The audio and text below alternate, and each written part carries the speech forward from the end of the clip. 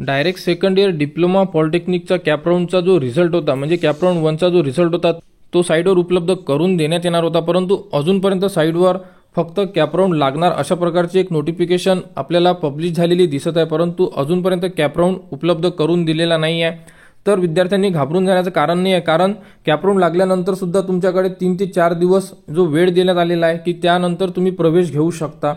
कारण cap round लागल्यानंतर 11 तारखेपासून तर 14 तारखेपर्यंत तुमच्याकडे वेळ देण्यात आलेला आहे की तुम्ही प्रवेश घेऊ शकता आणि अजूनपर्यंत कॅप राऊंडची कोणत्याही प्रकारची अपडेट उपलब्ध करून दिलेली नाही आहे, परंतु भरपूर विद्यार्थी वाट बघत आहे की कॅप राऊंडचा जो रिझल्ट आहे हा कधी लागणार आहे, पण अजूनपर्यंत उपलब्ध नसल्यामुळे विद्यार्थ्यांनी घाबरून जाऊ नये। रिझल्ट लागल्यानंतर काहीच नाही, जे इम्पॉर्टंट लिंकचं ऑप्शन दिलेलं आहे इथे तुम्हाला, इथे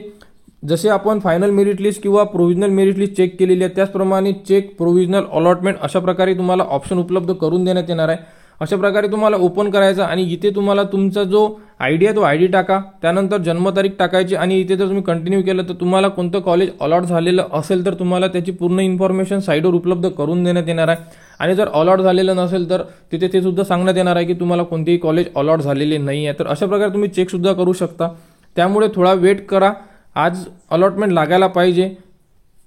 आणि अलॉटमेंट लागल्यानंतर त्याबद्दलची अपडेट तुम्हाला आपल्या यूट्यूब चॅनलवर उपलब्ध करून देण्यात येणार आहे। तरी विद्यार्थ्यांनी वेट करा आणि ज्याही विद्यार्थ्यांना कॉलेज अलॉट होईल ती विद्यार्थी 11 पासून तर 14 पर्यंत प्रवेश घेऊ शकतात। तर डायरेक्ट सेकंड इयर पॉलिटेक्निक बद्दल जेही अपडेट येईल तुम्हाला आपल्या यूट्यूब चॅनलवर उपलब्ध करून देण्यात येणार आहे। त्यासाठी आपल्या चॅनलला सबस्क्राईब करा व हा व्हिडिओ इतरांपर्यंत शेअर करा।